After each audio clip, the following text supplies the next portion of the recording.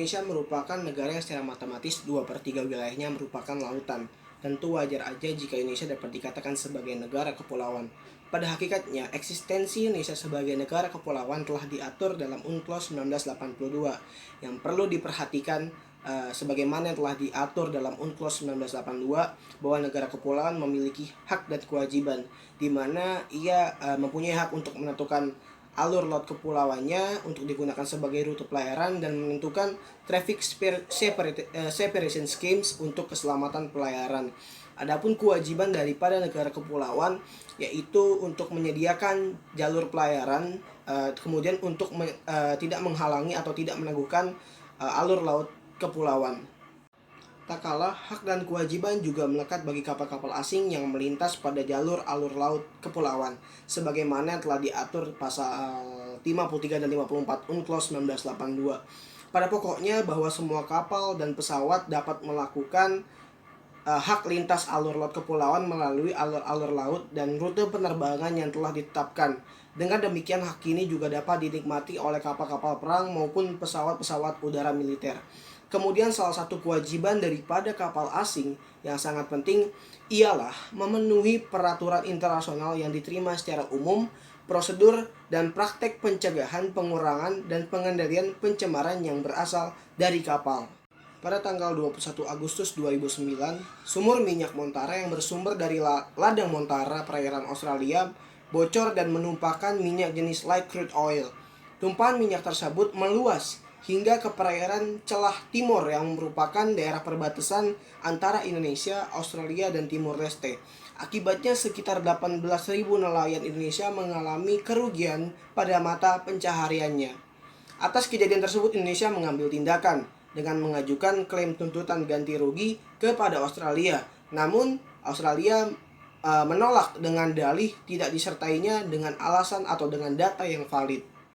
Meskipun kilang minyak Montara merupakan milik dari suatu perusahaan yang berasal dari Thailand, akan tetapi jika kita melihat pada prinsip tanggung jawab negara, maka Australia tetap harus bertanggung jawab karena Australia merupakan negara tempat pengeboran dilakukan.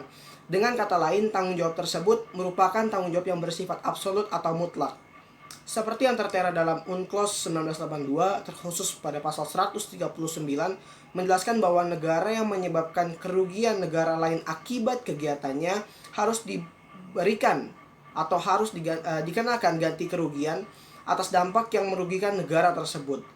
Pada hakikatnya, penindakan terhadap pencemaran lingkungan dapat menggunakan asas strict liability atau asas tanggung jawab mutlak berupa pemberian ganti rugi maupun denda seperti yang telah diatur dalam Undang-Undang Nomor 32 Tahun 2009 tentang perlindungan dan pengelolaan lingkungan hidup.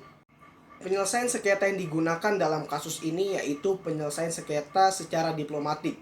Cara penyelesaian secara diplomatik lebih banyak menekankan pencapaian sengketa secara damai.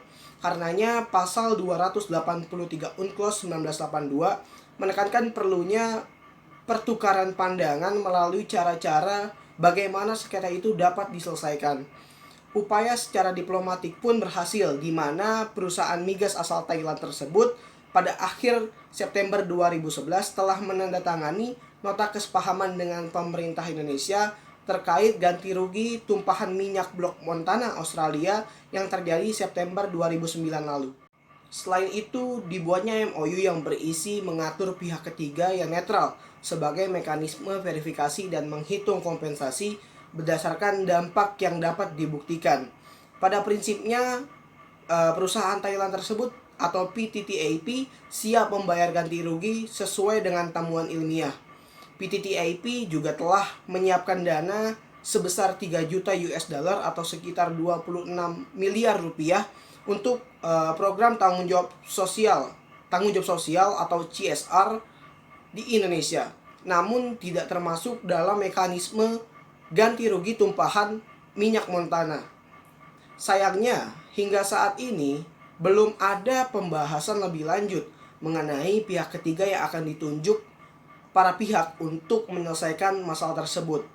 Hasil dari pihak ketiga nantinya akan dijadikan dasar oleh PTTAP untuk membayar ganti rugi kepada pemerintah Indonesia.